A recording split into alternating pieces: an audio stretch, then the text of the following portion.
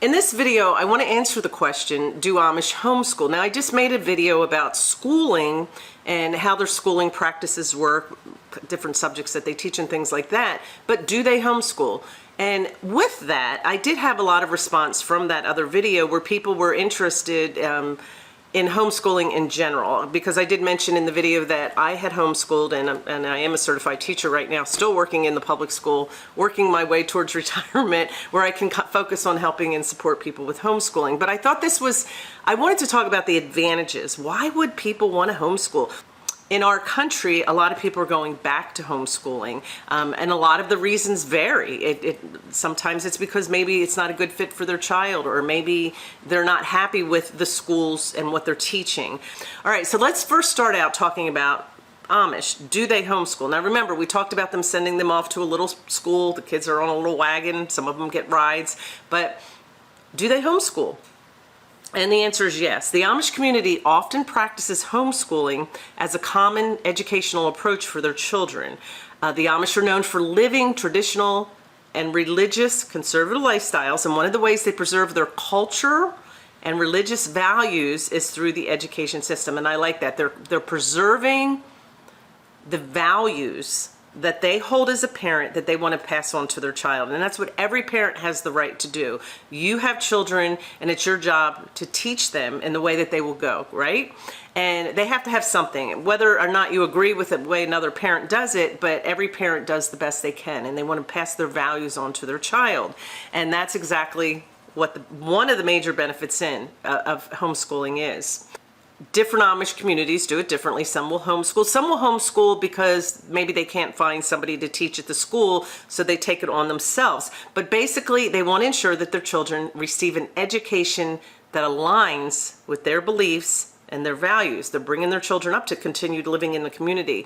They prefer to educate their children within the context of their own community. So they allow them to learn their native language, which is Pennsylvania German or Pennsylvania Dutch, and they focus on traditional vocational skills. And again, I mentioned that in the last video, but they don't wait until they're in high school, because there is no high school, to learn vocational skills. They learn the skills as they're growing up. And yes, we need to let our children have time to play, but it's also our responsibility to make sure they have the skills that they need when they go out in the world on their own. And that could involve teaching them how to cook and do laundry, garden, anything that you can think of. Fix engines. If dad likes to fix engines, pass that on to your daughter and your son so that they too may enjoy that trade, and maybe that's a skill that they would have, whether they do it as a job or just have it as a skill to help save some money. So as we talked about before, they don't educate beyond the 8th grade.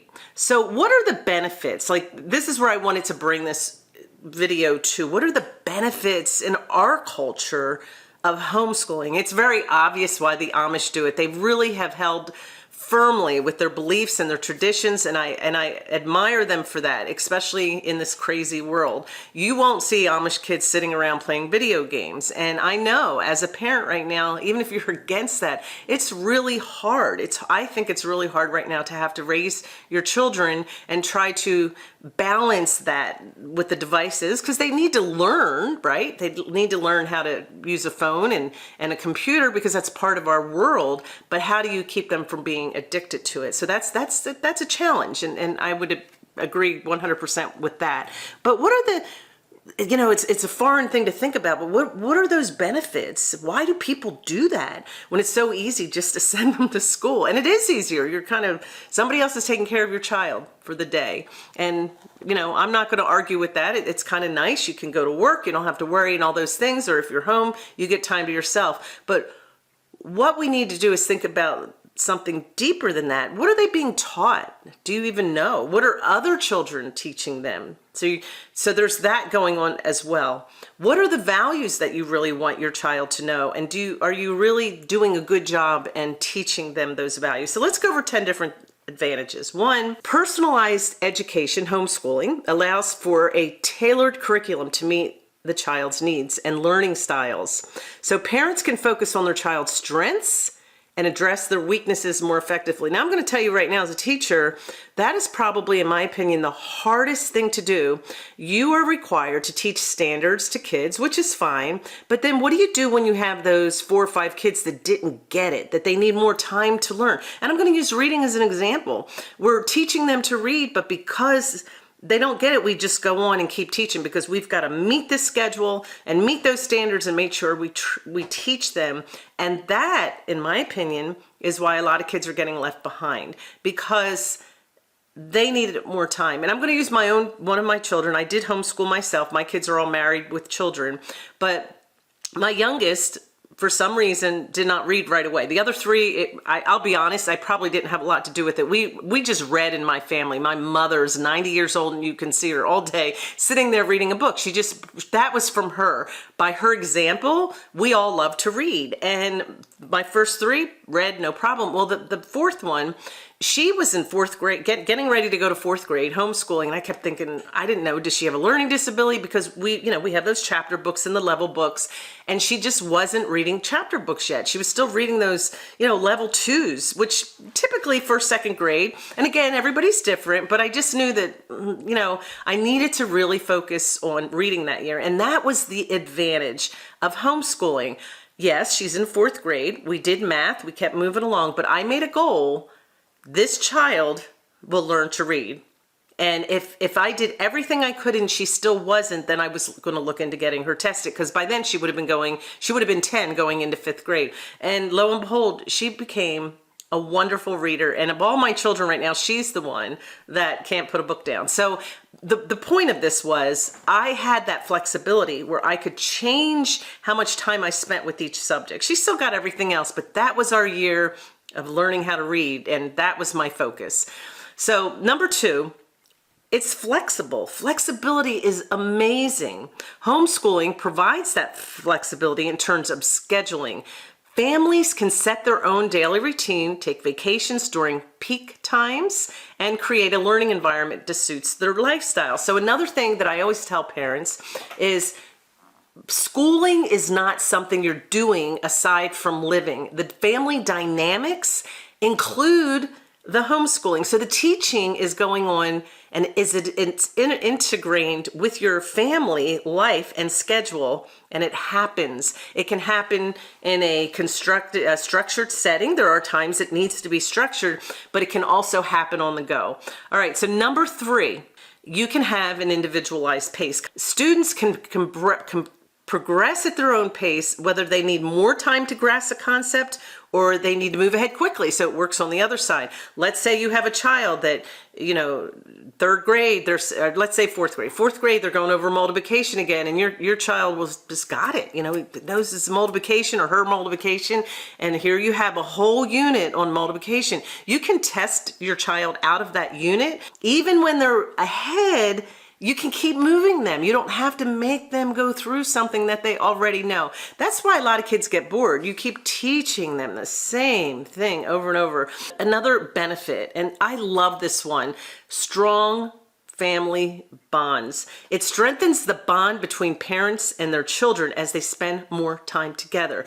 They foster a closer relationship and increased communication. You're going to find yourself, I hear this from parents all the time. I love history. I don't remember, just enjoying it this much. So you can talk about pioneers or something like that, how they came through Ohio, and then go visit some of the pioneer villages. And you might learn something and then be out, and one of your kids will go, Mom, remember when we learned about such and such? It is so neat because everybody is doing it together. It becomes very natural, a part of your conversation in your home. Number 5, it is a very safe environment. How many of you are afraid to send your kids to school worried about shootings? It really probably depends where you live, but it can happen anywhere. I don't care how well you prepare a building or the kids and the people in it, it can happen. And how many of you kind of have that uneasiness when your child walks out that door every day? Well, I see him again. And I don't mean to sound morbid, but I'm sure some of you are feeling that.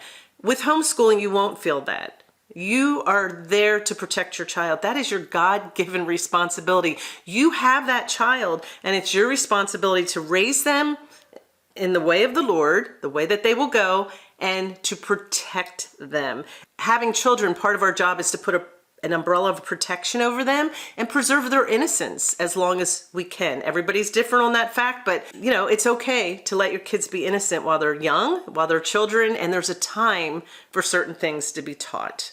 Number 6, you may have certain religious or cultural values, right? We have a lot of different people coming into our country, and they have different cultural values, and they have the right to protect that within their family. While we're all Americans, there's still certain cultural things from our ancestors and from our family, and we want to preserve that. So while, and I guess religion is an obvious one. Like if you send your child to a public school, you're obviously not going to get a religious education, but you can send them to a private school. That's a choice. But what about culture? Number 7, and I love this one. You can customize your curriculum to meet the needs of your child. Now, I talked about customizing it because maybe they're struggling in a certain area, and we talked about maybe they're flying through a certain area. But what if your child has an interest in something, like you're like, oh my gosh, Johnny keeps wanting to read about cars and I can't stop him. Well, maybe he has this interest in engines and how they work, and he's fascinated with it. You can spend more time on that. You can still get the other science things in or the hands-on things in, but you can also integrate that love of whatever that child has for something. Your child may be musical, and so you may spend more time letting them go off and practice their piano or their violin. You can customize the curriculum to meet their needs. Number 8, reduced peer pressure. Children will experience less peer pressure and social distractions. It allows them to focus more on their studies and personal growth. I remember when I homeschooled my youngest 2 children, we were moving from Indiana to Ohio, and this is back in 2000. And I remember I raised 2 kids in the public school, and then these 2 were homeschooled, and I was caught up in. I remember my son. I had to go get those Nike Michael Jordan's tennis shoes for my son. I was, without realizing, I got sucked into all that stuff, the competition and stuff. I didn't realize it until I was out of it, but I'll never forget. The girls were in the car. They were young. I started homeschooling them at kindergarten, but we were driving up to one of the fast food places, and they had Pokemon toys. And you know how kids are like, "Oh, I want the toy in the little meal for the children's meal." And the kids are going, "What is that?" And I was like, "Wow." And again, that's not a bad thing. I'm just saying it was very interesting that they weren't sucked into, I gotta have that because everybody else has it. And I loved that. That was one of the new things I learned as a new homeschooling mom, that I didn't have to compete with all of the commercialized stuff. And we could just kind of live a quiet existence and not have to worry about all that other stuff that interferes with child rearing. And those of you that are caught up in it, you know what I mean. You get increased autonomy. Now, what does that mean? Homeschooling can foster independence and self-motivation in students, as they often have more control over their learning journey. So every child's different, but your child, you can even have them sit there and help you plan the course of the year for the curriculum and where do you want to spend time. Again, you get those main things in. Reading, writing, and arithmetic, you got to do those. But you're going to get your history and your social studies and your science. You may have a child that loves science more than history, so you're going to give them more of that and just the basics of the other as an example. But they can be part of that journey and part of the schedule. Maybe, okay, in our day and age, maybe your kids already know they like video games, but you can use that as a reward. We're going to do school this morning, get this, and this done, get the checklist done, and then you get 30 minutes on your device. You can help schedule all of that together, and they can be part of it. And number 10, you can avoid negative school experiences. And the first one that comes to mind for me is bullying. Now, everyone has different views on that. It just seems like bullying is getting worse, and it just breaks my heart that happens.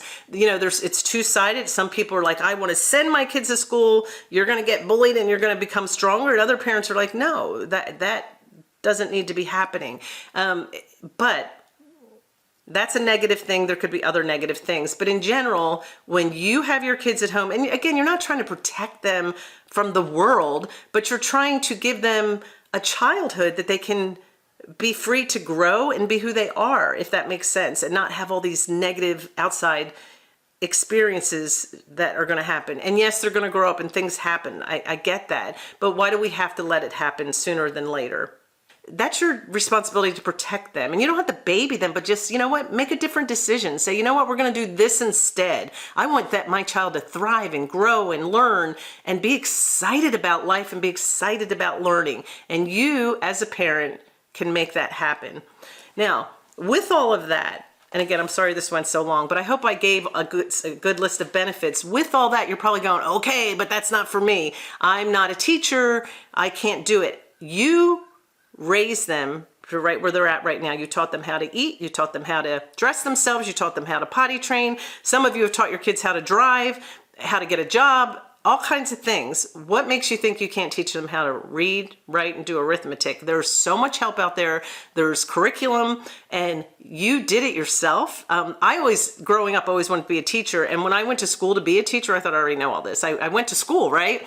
And I just have always been the type of teacher that I look at the child and because I started out in special ed, but I always looked at the child and what can I use to help them be able to read. And I had 4 or 5 different methods going on. And I remember the principal coming in, what method are you using? I don't know, I just grabbed this over here and started using it and it works, you know, because I had so many different options in my room. But the point is, that's how it is with homeschooling. This is not working.